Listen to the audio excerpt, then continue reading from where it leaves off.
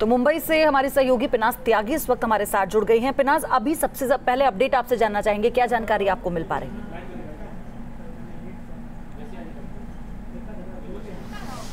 बिल्कुल पयोधी, मैं आपको बताऊं कि इस वक्त हम लोखंडवाला में ग्रीन एकर जो श्रीदेवी का घर है जहां पर वो रहा करती थी वहां पर मौजूद हैं और यहां पर आप देखेंगे कि सिक्योरिटी बंदोबस्त के बीच में तमाम उनके फैंस वाले जो हैं वो इस बात का इंतजार करते हुए पूछने के लिए आ रहे हैं कि भाई कब तक यहां पर उनका पार्थिव शरीर पहुंचेगा। हालांकि उनका पार्थिव शरीर यहां नहीं पहुंचेगा, वो मुंबई में अनिल कपूर का जो बंगलो है भाग्य वहां पर रखा जाएगा।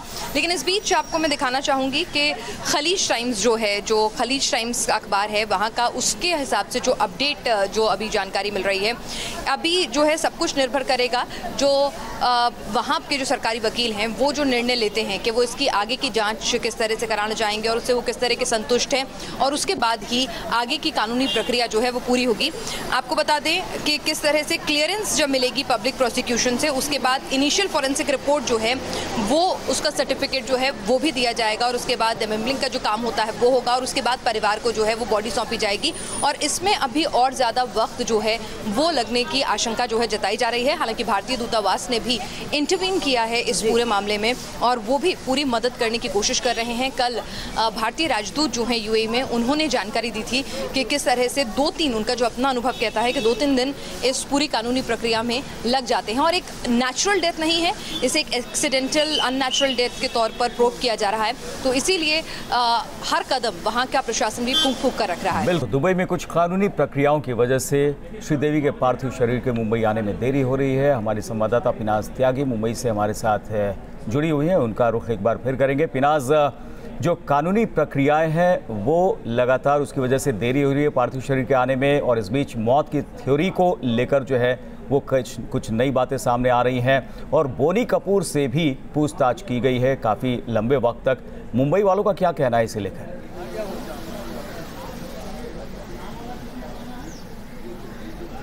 बिल्कुल, यहाँ पर अभी क्योंकि हम यहाँ पर जहाँ मौजूद हैं वहाँ पर पूरे इलाके को, सिर्फ मीडिया को यहाँ पर खड़े रहने की अनुमति है। और यहाँ पर मैं अपने कैमरामैन से कहूँगी कि दिखाएं कि किस तरह से गेट के बाहर भी सिक्योरिटी जो है वो टाइटन अप कर दी गई है और यहाँ पर किसी को भी खड़े रहने के लिए नहीं दिया जा रहा है, किसी को भी अंदर नहीं जाने दिया जा रहा है। अगर कोई आम दूसरे जो फ्लैट ओनर्स हैं उनके घर में भी अगर कोई जाना चाहता है तो उसके लिए भी उससे सघन पूछताछ हो रही है और उसके बाद ही उसे अंदर जाने दिया जा रहा है। आप देख सकते हैं कि सिक्योरिटी अरेंजमेंट बहुत ज़्यादा है, तो इसलिए यहाँ पर जो आम लोग हैं वो यहाँ पर अभी मौजूद नहीं है। लेकिन मैं आपको बताना चाहूँगी कि जैसे ही कल मैं दिल्ली से यहाँ मुंबई एयरपोर्ट पर उतरी तो जिस तरह से हर एक को मैं सुन पा रही थी करुण, हर एक की जुबान पर बस यही सवाल था कि आखिर श्रीदेवी की मौत जो है इस तरह से कैसे हो गई, किस तरह से कोई अचानक से यूँ डूब कर यूँ इस दुनिया को छोड़कर चला जा सकता है। कई सारी थ्योरीज हैं, कई सारे सवाल हैं। एक सवाल ये भी है, अभी तक उस पर भी क्लैरिटी नहीं है कि रूम जो है उसका दरवाज़ा जो है वो बोनी कपूर ने वहाँ कमरे के अंदर मौजूद थे या नहीं मौजूद थे। कोई कहता है कि होटल स्टाफ राशिद था, उसने जब डोरबेल बजाई और बहुत देर तक नहीं खुली तब वो अंदर घुसा। तो कई अलग थ्योरीज आ रही हैं। कोई कह रहा है बोनी कपूर रूम के अंदर ही मौजूद थे। अगर वो रूम के अंदर मौजूद थे तो बाथरूम के अंदर अगर श्रीदेवी गिर जाती हैं तो क्या उसके बारे में उनको पता नहीं चलता है? बोनी कपूर से भी आपने बिल्कुल ठीक कहा करुण, की पूछताछ हुई है।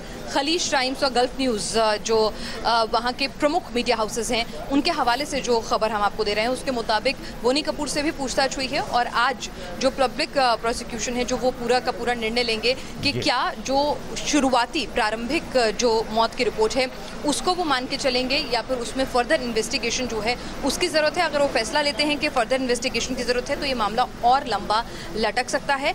एक डॉक्टर्स का वरिष्ठ पैनल, पुलिस ऑफिसर्स का वरिष्ठ पैनल पहले से बना हुआ है जो लगातार इस पूरे घटनाक्रम पर नज़र बनाए हुए हैं और विदेश मंत्रालय भी इस पूरे मामले पर नज़र रखे हुए है और उनका एक अधिकारी जो है इस वक्त कपूर खानदान के साथ दुबई में वहाँ मौजूद है जो इस पूरी प्रक्रिया में उनकी मदद कर रहा है। लेकिन आपको बता दें कि दुबई की जो पुलिस है बहुत ही स्मार्ट पुलिस के तौर पर उसे जाना जाता है और उनका अपना एक बेहतरीन ट्रैक रिकॉर्ड है क्राइम को सॉल्व करने में। और उस आधार पर देखा जाए तो इस इन्वेस्टिगेशन को, क्योंकि इंटरनेशनल रेपुटेशन का ये मामला है, किसी भी तरह की कोई कोताही नहीं बरतना चाहेंगे, भले ही पार्थिव शरीर को सौंपने में देरी क्यों ना होती रहे। चलिए पिनाज, बहुत बहुत शुक्रिया पूरी जानकारी के लिए, अपडेट के लिए। तो तमाम ऐसी जो है प्रक्रिया है जिसका पालन किया जा रहा है दुबई में और इसकी वजह से ही पार्थिव शरीर श्रीदेवी का हिंदुस्तान में आने में देरी हो रही है।